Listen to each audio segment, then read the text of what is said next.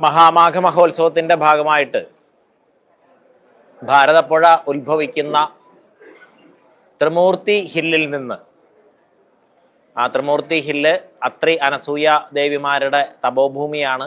അവിടെ ത്രിമൂർത്തിമാർ അനസൂയ ദേവിയുടെ അടുത്ത് ഭിക്ഷ യാചിച്ചു വന്ന സ്ഥലമാണ്. അങ്ങനെ ത്രിമൂർത്തികൾക്ക് ഭിക്ഷ നൽകിയത് കൊണ്ട് അന്നപൂർണയുടെ പൂർണ്ണ പ്രഭാവമുള്ള ആ ദേവതാ സങ്കേതത്തിൽ നിന്ന് ആ ദേവിയുടെ ചൈതന്യവുമായുള്ള മഹാമേരു ഭാരതപ്പുഴയുടെ നിളാനദിയുടെ തീരത്തുകൂടി യാത്ര ചെയ്ത് അവിടെയുള്ള ഓരോ ദേവതാ സങ്കേതങ്ങളിൽ നിന്നും പാരമ്പര്യ ഗുരുകുലങ്ങളിൽ നിന്നുമൊക്കെയുള്ള സ്വീകരണങ്ങളുമായി ത്രിമൂർത്തി സംഗമ മധ്യത്തിൽ രാജരാജേശ്വരിയുടെ സാന്നിധ്യമുള്ള തിരുനാവായ മണപ്പുറം എന്ന പൗരാണികമായ മാഘ യജ്ഞവേദിയിലേക്ക് എത്തിച്ചേരുക എന്നുള്ള സങ്കല്പത്തിലാണ് ആ രഥയാത്ര വിഭാവനം ചെയ്തത്. അത് തമിഴ്നാട്ടിലെ അതിൻ്റെ സംഘാടനമെല്ലാം തമിഴ്നാട്ടിലെ ആധീനങ്ങളും മറ്റ് കോയമ്പത്തൂർ, പൊള്ളാച്ചി, മധുര, തിരുനെൽവേലി ഭാഗങ്ങളിലുള്ള ആശ്രമങ്ങളും എല്ലാം ചേർന്നിട്ടായിരുന്നു. ആ രഥയാത്ര ആ രഥം ഇന്നലെ ശ്രീശങ്കര ജന്മഭൂമിയിലുള്ള കാലടിയിൽ നിന്ന് പൂജിച്ച് അവിടുത്തെ മേരു പൂജിച്ച് അവിടുത്തെ അർച്ചനയോട് കൂടിയിട്ടാണ് കാലടിയിൽ നിന്ന് പുറപ്പെട്ട് ത്രിമൂർത്തി ഹില്ലിലെത്തി ത്രിമൂർത്തി ഹില്ലിൽ നിന്ന് ഇവിടേക്ക് എത്തിച്ചേരുന്ന വിധത്തിലാണ് അത് പ്ലാൻ ചെയ്തിരുന്നത്. നിശ്ചയിച്ചിരുന്ന പ്രകാരം ഇന്നലെ രാവിലെ ആ രഥയാത്ര കാലടി ശങ്കര ജന്മഭൂമിയിൽ നിന്ന് പുറപ്പെട്ട് ഇന്നലെ രാത്രി ത്രിമൂർത്തി ഹില്ലിൽ എത്തിച്ചേർന്നു. ഇന്ന് രാവിലെ അവിടെ നിന്ന് ഈ മഹാമേരുവിലുള്ള നവാവരണ പൂജയോടുകൂടി തമിഴ്നാട്ടിലെ വിവിധ ആശ്രമങ്ങളുടെയും ക്ഷേത്രങ്ങളുടെയും ഒക്കെ സ്വീകരണം ഏറ്റുവാങ്ങി പൊള്ളാച്ചി, കോയമ്പത്തൂർ ജില്ലകളിൽ 2 ദിവസത്തെ പര്യടനത്തോടെ കേരളത്തിലേക്ക്, പാലക്കാട്ടേക്ക് എത്തിച്ചേരും എന്നുള്ള രീതിയിലായിരുന്നു അതിൻ്റെ രഥയാത്രയുടെ റൂട്ട് ക്രമീകരണം നടത്തിയിരുന്നത്. ദൗർഭാഗ്യവശാൽ ഇന്നലെ രാത്രി വൈകി ഈ യാത്രയ്ക്ക് തമിഴ്നാട് പോലീസ് അനുമതി നിഷേധിച്ച ഒരു സാഹചര്യം ഉണ്ടായി. രാവിലെ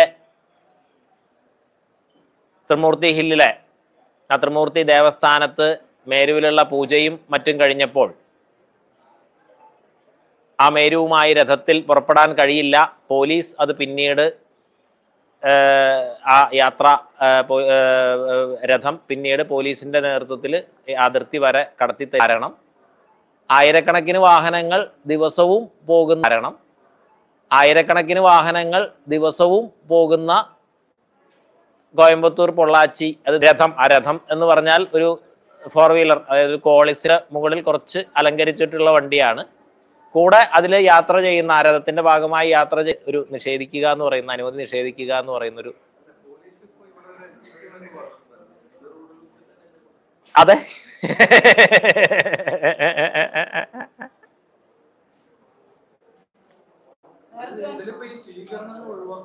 അത് ഈ സ്വീകരണങ്ങൾ എന്ന് പറയുന്നത് എല്ലാം ആശ്രമങ്ങൾക്കും ക്ഷേത്രങ്ങൾക്കും അകത്താണ്, വഴിയിലല്ല. ഒരു സ്വീകരണവും വഴിയിലല്ല. 1-2 സ്വീകരണങ്ങൾ അവിടുത്തെ കോളേജുകളിൽ, ആശ്രമങ്ങളുമായി ബന്ധപ്പെട്ട കോളേജുകൾക്കകത്തുണ്ട്, വിദ്യാർത്ഥികളുമായിട്ട് ബന്ധപ്പെടുക എന്നുള്ള നിലയിൽ. ബാക്കിയെല്ലാം അവിടുത്തെ ആധീനങ്ങളുമായി ബന്ധപ്പെട്ടിട്ടുള്ള ആശ്രമങ്ങൾക്കകത്തും ക്ഷേത്രങ്ങൾക്കകത്തുമാണ്.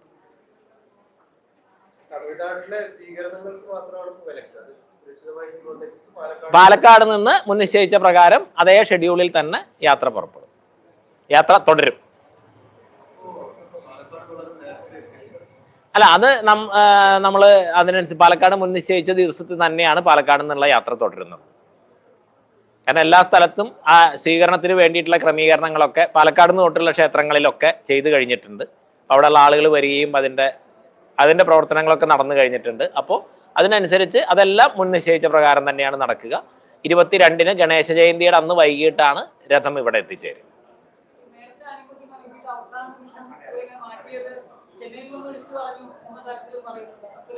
അതൊക്കെ പോലീസിനോട് ചോദിക്കണം.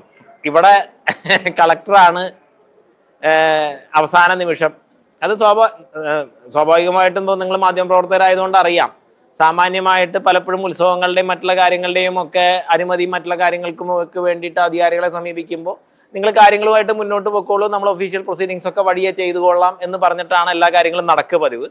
ഇവിടെ ഇത്തവണയാണെങ്കിൽ അവർ പഞ്ചായത്ത് തെരഞ്ഞെടുപ്പിന്റെ ഒരു തിരക്കിലും കൂടിയാണെന്നുള്ളൊരു കാരണം കൂടി പറഞ്ഞു. വളരെ പോസിറ്റീവായിട്ട് നിങ്ങൾ കാര്യങ്ങളുമായിട്ട് മുന്നോട്ട് പോയിക്കോളൂ എന്നാണ് പറഞ്ഞത്. അതിനനുസരിച്ച് നമ്മളിവിടെ സജ്ജീകരണങ്ങൾ ആരംഭിച്ചു. എല്ലാ ദിവസവും പോലീസും റവന്യൂ അധികൃതരും എല്ലാവരും ഇവിടെ എത്തി ഓരോരോ കാര്യങ്ങൾ നോക്കി പോകുന്നുണ്ട്. ഇതെല്ലാം കഴിഞ്ഞിട്ടാണ് അവസാന നിമിഷം ഒരു സ്റ്റോപ്പ് മെമ്മോ ആയിട്ട് അവർ വരുന്നത്. അതാണെങ്കിലും ഇവിടെ അറിയാവുന്നവർക്കറിയാം, എല്ലാ വർഷവും സർവോദയ മേളയ്ക്ക് വേണ്ടി നിർമ്മിക്കുന്നതാണ് ഈ പുഴയിൽ താൽക്കാലികമായിട്ടുള്ളൊരു പാലം എന്നുള്ള നിലയിൽ. അത് തരുന്നത് 3-4 ദിവസം മുമ്പാണ്, തുടങ്ങുന്നതിന് 3-4 ദിവസം മുമ്പാണ്. അപ്പൊ ഇതൊക്കെ ഈ പറഞ്ഞ പോലെ ചെന്നൈയിൽ നിന്ന് വിളിക്കുന്നതിനനുസരിച്ചിട്ടാണോ, തിരുവനന്തപുരത്ത് നിന്ന് വിളിക്കുന്നതിനനുസരിച്ചിട്ടാണോ, അതോ തിരുവനന്തപുരത്തു നിന്നും ചെന്നൈയിൽ നിന്നും വിളിക്കുന്നതിന് എതിരായിട്ടാണോ, ഇനിയിപ്പോൾ അവിടുത്തെ പോലീസ് മേധാവിയും ഇവിടുത്തെ കളക്ടറും ഒക്കെ വല്ല മാനേജ്മെന്റ് കോട്ടയിലും IAS IPS ഒക്കെ പാസ്സായിട്ടാണോ എന്നുള്ളതൊന്നും നമുക്കറിയില്ല.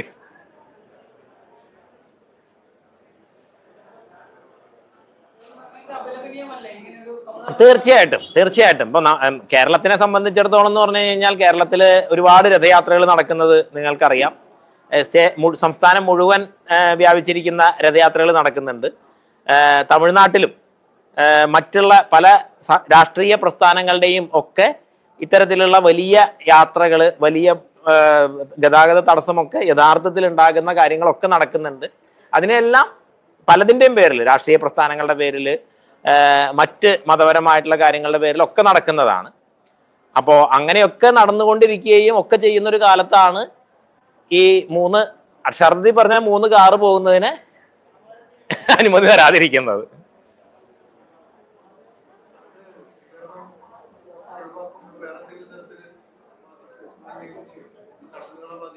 അല്ല, ചടങ്ങുകളെ ഒന്നും ബാധിക്കില്ല.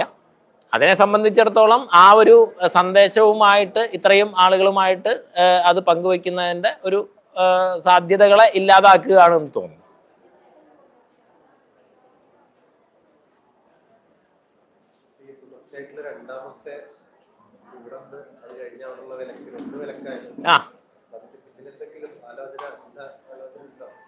അല്ല, ആലോചിക്കാതെ ചെയ്യുന്ന ആളുകളാണോ ആലോചിച്ച് ചെയ്യുന്ന ആളുകളാണോ എന്നുള്ളത് നമുക്കറിയുന്ന കാര്യമാണ്. അല്ല, സാധാരണഗതിയിൽ ഇങ്ങനെയുള്ളത് വളരെ അസ്വാഭാവികമാണ്. നിങ്ങൾ ഒരുപാട് കാര്യങ്ങൾ റിപ്പോർട്ട് ചെയ്യുകയും ബന്ധപ്പെടുകയും ചെയ്യുന്ന ആളുകളാണ്. അപ്പൊ ആ കാര്യങ്ങളൊക്കെ എങ്ങനെയാണ് ഈ നാട്ടിൽ നടന്നു വരുന്നത് എന്നുള്ളത് അറിയാം. ഇപ്പൊ പണ്ടൊക്കെ ആണെങ്കിൽ, ഇപ്പോ ഈ പോലീസ് പെർമിഷന്റെ ഒരു കാര്യങ്ങളും മറ്റുള്ള കാര്യങ്ങളൊക്കെ ആണെങ്കിൽ, പണ്ടൊക്കെ ആണെങ്കിൽ നമ്മൾ അഡ്മിനിസ്ട്രേറ്റീവ് DYSPക്ക് നമ്മൾ അപേക്ഷ കൊടുത്ത് അവിടെ നിന്നുള്ള ഫീസ് അടച്ചിട്ടുള്ള കാര്യങ്ങളാണ്. ഇപ്പം ഇത് മുഴുവൻ വെബ്സൈറ്റ് വഴിയാണ്. വെബ്സൈറ്റ് വഴി എന്ന് പറയുന്നത് ഫീസ് അടച്ച് അപ്ലൈ ചെയ്ത് കഴിഞ്ഞാൽ തന്നെ അനുമതിയായി എന്നുള്ളതാണ്. എൻ്റെ ഫീസ് ആക്സെപ്റ്റ് ചെയ്ത് കഴിഞ്ഞാൽ തന്നെ, സാധാരണഗതിയിൽ അനുമതി തരുമ്പോഴാണ് ഫീസ് ആക്സെപ്റ്റ് ചെയ്യുക.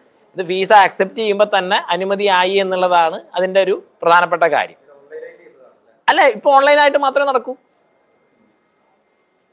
വേറൊരു രീതിയില്ല. നമ്മളിവിടെ കേരളത്തിലും അങ്ങനെ തന്നെയാണ്, ഓൺലൈനായിട്ടാണ് എല്ലാ കാര്യങ്ങളും നടക്കുന്നത്. എല്ലാ കാര്യങ്ങളും ഒക്കെ അടച്ചിട്ടുണ്ട്.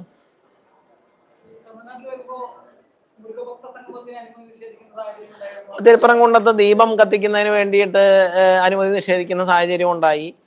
ഇതിനെയൊക്കെ എന്തിനാണ് ഈ സർക്കാർ സംവിധാനങ്ങൾ ഇങ്ങനെ ഭയപ്പെടുന്നതെന്നോ, ഇങ്ങനെ ഒരു വളരെ നിഷേധാത്മകമായിട്ടുള്ള എതിരായിട്ടുള്ള ഒരു സമീപനം കൈക്കൊള്ളുന്നതെന്നോ നമുക്ക് മനസ്സിലാകുന്നില്ല. കാരണം ഇതൊന്നും യാതൊരു തരത്തിലും സമാജത്തിൽ എന്തെങ്കിലും ബുദ്ധിമുട്ടുണ്ടാകുന്ന കാര്യങ്ങളല്ല, മാത്രമല്ല സമാജത്തിൽ വലിയ അഭിവൃദ്ധി ഉണ്ടാക്കുന്ന കാര്യങ്ങൾ കൂടിയാണ്. ഇപ്പം ഇവിടത്തെ തന്നെ കാര്യമാണെങ്കിലും, ഇവിടെ പൊതുവിൽ സർക്കാർ തലത്തിലൊക്കെ നമ്മൾ സംസാരിക്കുമ്പോൾ ഉണ്ടാകുന്ന ചർച്ചകളുടെ, സർക്കാർ ഉദ്യോഗസ്ഥന്മാരുടെ ചർച്ചകളുടെ ഒരു ഭാഷ്യം ഇത് സാമുദായിക സ്പർദ്ധയ്ക്ക് ഇടവരിക്കുന്നുള്ളതാണ്. നമ്മുടെ അനുഭവത്തിലും നമ്മളോട് സംസാരിച്ചതും ഒക്കെ അനുസരിച്ചിട്ട് ഇവിടുത്തെ മലപ്പുറം ജില്ലയിലെ പ്രധാനപ്പെട്ട സമുദായമായിട്ടുള്ള മുസ്ലിം സമുദായം വളരെ സൗഹാർദ്ദപരമായിട്ടാണ് ഇതിനെ സ്വീകരിക്കുന്നത്. ഇപ്പം ഇന്ന് തന്നെ ഒരുപാട് മുസ്ലിം കുട്ടികളടക്കം ഇതിൻ്റെ കാര്യങ്ങൾ അന്വേഷിക്കാനും കാര്യങ്ങൾക്കൊക്കെ വേണ്ടി വന്നിരുന്നു. അവിടെ നിന്ന് ഇവിടെ അന്നപ്രസാദമൊക്കെ കഴിച്ചിട്ടാണ് അവർ പോയത്. ഇവിടുത്തെ പ്രാദേശികമായിട്ടുള്ള ആളുകൾ ദിവസവും വരുന്നുണ്ട്. അവർ വലിയ സഹകരണം എല്ലാ കാര്യത്തിലും തരുന്നുണ്ട്. അപ്പൊ ഇവിടെ അങ്ങനെ ഭംഗിയായി നടന്നു പോകുന്ന ഒരു കാര്യങ്ങളിൽ ഔദ്യോഗിക സംവിധാനങ്ങളാണ് കാലുഷ്യങ്ങൾ ഉണ്ടാക്കിക്കൊണ്ടിരിക്കുന്നത്.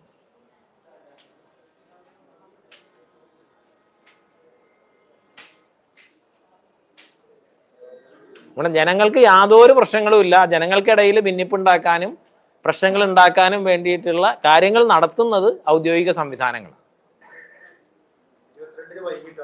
22-ന് അത് രഥമാണ്, സ്വീകരണമാണ്. അതൊക്കെ അങ്ങോട്ടും ഇങ്ങോട്ടും ഒക്കെ ചെറിയ വ്യത്യാസങ്ങളൊക്കെ ഉണ്ടാവാം.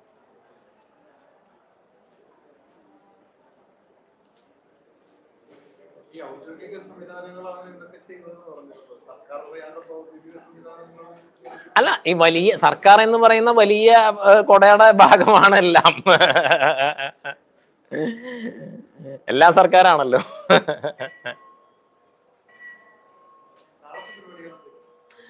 നാളെയും മറ്റന്നാളും എല്ലാം, അതായത് ഇവിടുത്തെ കാര്യക്രമം ജനറലി എന്ന് പറഞ്ഞാൽ പൊതുവായിട്ടുള്ളത് രാവിലെ മുതൽ, അതായത് ഉദയം മുതൽ അഖണ്ഡമായിട്ടുള്ള നവകോടി നാരായണ ജപാർച്ചന നടക്കും. അത് കേരളത്തിലെ ഭാഗവത ആചാര്യന്മാരുടെ കൂട്ടായ്മയായിട്ടുള്ള ഭാഗവത യോഗം, അതിൻ്റെ ആചാര്യന്മാരാണ് ആ ജപാർച്ചനയെ നയിക്കുന്നത്. അത് കഴിഞ്ഞ് ഒരു 8:30 കൂടിയിട്ട് വേദഘോഷത്തോട് കൂടിയിട്ടുള്ള സ്നാനം നടക്കും. അത് എല്ലാ ദിവസവും നടക്കും. അത് അരുൺ പ്രഭാകർജിയുടെ ആചാര്യത്വത്തിൽ ഗായത്രി ഗുരുകുലമാണ് ആ വേദഘോഷം ചെയ്യുന്നത്. ആ സ്നാനം അതിനു മുമ്പും അതിന് ശേഷവും ഒക്കെ വന്നു ചേരുന്ന ഭക്തർക്ക് സ്നാനം ചെയ്യാം. കാരണം മാഘസ്നാനത്തിന് എല്ലാ സമയവും എല്ലാ ദിവസവും ഒരുപോലെ വൈശിഷ്ട്യമാണ്. പക്ഷെ ആ സ്നാനത്തിൻ്റെ ചടങ്ങുകളെ പൂർണ്ണമായിട്ടും ഉൾക്കൊണ്ടുകൊണ്ട് 8:30 ആ ഒരു സമയത്ത് വേദഘോഷത്തോടു കൂടിയിട്ടുള്ള സ്നാനം ഉണ്ടാവും. വൈകിട്ട് 6 മണിയോടുകൂടി നിള ആരതി ഉണ്ടാവും. അത് കാശിയിലെ ദശാശ്വമേധ ഘാട്ടിൽ ഗംഗ ആരതി ചെയ്യുന്ന, കാരണം ഈ സമയത്ത് ഗംഗ തന്നെയാണ് ഇവിടെ നിള എന്നുള്ളതാണ്. അപ്പം അതുകൊണ്ട് ദശാശ്വമേധ ഘാട്ടിൽ ഗംഗാരതി ചെയ്യുന്ന പണ്ഡിറ്റുകളാണ് അതേ രീതിയിൽ ഇവിടെ ഇത് ചെയ്യുന്നത്. അത് മോഹൻജി ഫൗണ്ടേഷനാണ് ആ ഗംഗാരതി സംഘടിപ്പിക്കുന്നത്. അതിന് ബ്രഹ്മർഷി മോഹൻജിയുടെ ആരതിയോടുകൂടി ഇന്ന് വൈകിട്ട് അത് ആ ആരതിക്ക് തുടക്കമാകും. അതും 3-ാം തീയതി വരെ തുടർച്ചയായിട്ട് നീളാതീരത്ത് നടക്കും. ഇതാണ് പ്രധാനപ്പെട്ട എല്ലാ ദിവസവും നടക്കുന്ന കാര്യങ്ങൾ. ഗണേശ ജയന്തി മുതൽ മകം നക്ഷത്രം വരെ കേരളത്തിലെ എല്ലാ പരമ്പരകളും, അത് സാമുദായികമായിട്ടുള്ള ഭേദമോ ലിംഗഭേദമോ ഒന്നുമില്ലാതെ തിരുവനന്തപുരം തൊട്ട് കാസർഗോഡ് വരെയുള്ള എല്ലാ ആചാര്യന്മാരും ഒരുപോലെ ആചാര്യത്വം വഹിക്കുന്ന വളരെ സവിശേഷമായിട്ടുള്ള ക്രിയാപദ്ധതി, പൂജാവിധാനങ്ങൾ ഇതിൻ്റെ ഭാഗമായിട്ടുണ്ടാകും. അത് ജനങ്ങൾക്ക് അഭിവൃദ്ധിയും ദേശത്തിന് രക്ഷയും ഉണ്ടാകുന്നതിന് വേണ്ടിയിട്ടാണ്. അതിപ്പോൾ തന്നെ അത് കഴിഞ്ഞത് മാഘം 270 വർഷത്തിന് ശേഷമാണ് ഈ രീതിയിൽ വീണ്ടും വരുന്നത് എന്ന് പറയുന്നത് പോലെ 250 വർഷത്തോളമായിട്ട് നടക്കാതിരുന്ന പല വേറെ തടസ്സങ്ങൾ കൊണ്ടൊന്നുമല്ല, പക്ഷെ അങ്ങനെ ഒരു ആവശ്യം ആരും പറയുകയോ അങ്ങനെ അത് ചെയ്യുകയോ ചെയ്യാതെ ദേശത്തിൻ്റെ ദോഷങ്ങളെ മാറ്റുന്ന കാലചക്ര ബലി, അത് കണ്ണൂരെ മലയ പാരമ്പര്യത്തിൽ നിന്നുള്ള ചടങ്ങാണ്. അതായിരുന്നു ഇന്നലെ നടന്നത്. അതുപോലെ കൗള ശ്രാദ്ധം എന്നുള്ള വീരസാധന ക്രിയ, അതാണ് പ്രായശ്ചിത്ത കർമ്മങ്ങളുടെ തുടക്കമായിട്ട് 16-ാം തീയതി നടന്നത്. കുഷ്മാണ്ഡ ബലി അടക്കമുള്ള വൈദിക ശ്രാദ്ധം, ഇതെല്ലാം തന്നെ വളരെ അപൂർവമായിട്ട് നടക്കുന്ന കാര്യമാണ്. വൈദിക ശ്രാദ്ധം പൂർണ്ണമായിട്ടുള്ള രൂപത്തിൽ എല്ലാം വളരെ അപൂർവമായിട്ട് നടക്കുന്ന കാര്യങ്ങളാണ്. അത്തരത്തിലുള്ള പൂജകളാണ് ഈ മാഘമഹോത്സവത്തിൻ്റെ ഭാഗമായിട്ട് മുഴുവൻ ചിട്ടപ്പെടുത്തിയിരിക്കുന്നത്. അതിൽ സാമുദായിക ഭേദമില്ല, എല്ലാ സമുദായങ്ങളിലെയും ആചാര്യന്മാർ ആചാര്യസ്ഥാനത്ത് വരുന്നുണ്ട്. കേരളത്തിൻ്റെ ദേശീയമായിട്ടുള്ള ഇപ്പോൾ മുത്തനും മുത്തയ്ക്കും പൂജ, കേരളത്തിൻ്റെ മൂർത്തിയായിട്ടുള്ള ചാത്തൻ പൂജ, അങ്ങനെയുള്ള ഒരുപാട് എല്ലാ തരത്തിലുള്ള പരമ്പരകളും ഒരേപോലെ ഇതിൽ ഒത്തുചേരുന്നുണ്ട്. ലിംഗഭേദമില്ല, സ്ത്രീകൾ ആചാര്യന്മാരായിട്ടുള്ള പൂജകളുണ്ട്.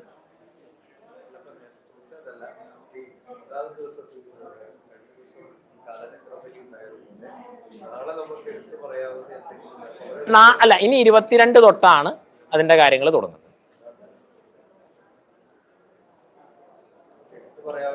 അത് 22 തൊട്ടാണ്. 22-ന് തുടങ്ങുന്നത് സൂര്യ ഗണപതി പൂജയോടുകൂടിയാണ്, രാവിലെ.